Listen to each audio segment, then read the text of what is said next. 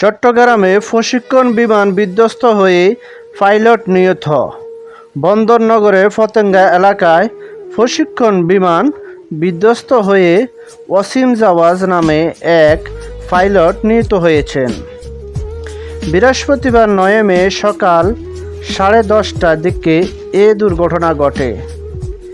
এই ওয়াসিম বিমানে থাকা 2 পাইলট প্যারাশুটে নামতে সক্ষম হলেও 2 জন পাইলট গুরুতর আহত হন।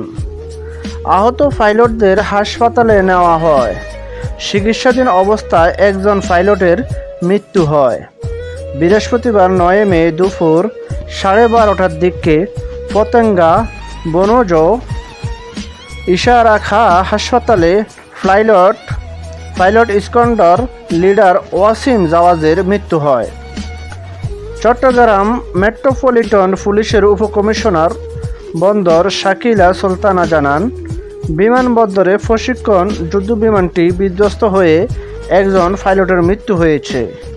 এ বিষয়ে শাহ আমানত আন্তর্জাতিক বিমানবন্দরের পরিচালক গুফ ক্যাপ্টেন তাসলিম আহমেদ বলেন, বিমান বাহিনীর প্রশিক্ষণ বিমানটি নামার সময় বেলা 10:28 পিছনের দিকে আগুন ধরে যায়। 2 জন পাইলটে প্যারাশুটের সাহায্যে নামতে সক্ষম হন। বিধ্বস্ত বিমানের উদ্ধারের চেষ্টা চলছে।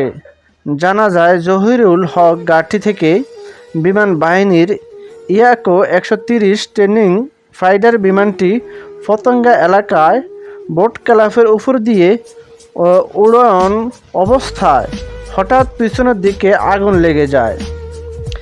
এরপর বিমান বিধ্বস্ত হয়ে পানিতে পড়ে।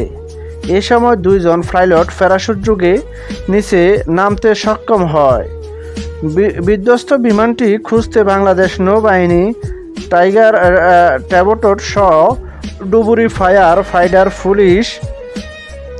ফাইটার পুলিশ বন্দরে অবস্থানরত জাহাজের নাবিকরা কাজ করছেন। আন্তঃবাহিনীর জনসংযোগ পরিষদ ISPR জানায়, বাংলাদেশ বিমান বাহিনীর একটি YAK-130 প্রশিক্ষণ যুদ্ধবিমান তান্ত্রিক ত্রুটির কারণে পতেঙ্গা এলাকায় দুর্ঘটনা পতিত হয়েছে। বিমানে 2 জন পাইলটকে উদ্ধার করা হয়েছে। এর মধ্যে 2 জন পাইলট গুরুতর আহত হয়েছে। পরে চিকিৎসাধীন অবস্থায় আহত পাইলট স্কোয়াড্রন লিডার ওয়াসিম জাওয়াজের মৃত্যু হয়। ইন্না লিল্লাহি ওয়া ইন্না ইলাইহি রাজিউন। আল্লাহ সুবহানাহু ওয়া তাআলা যেন তাদেরকে জান্নাত দান করে এবং যারা দেশের জন্য যুদ্ধ করতেছে, আল্লাহ যেন তাদেরকে সের প্রতিদান দান করে।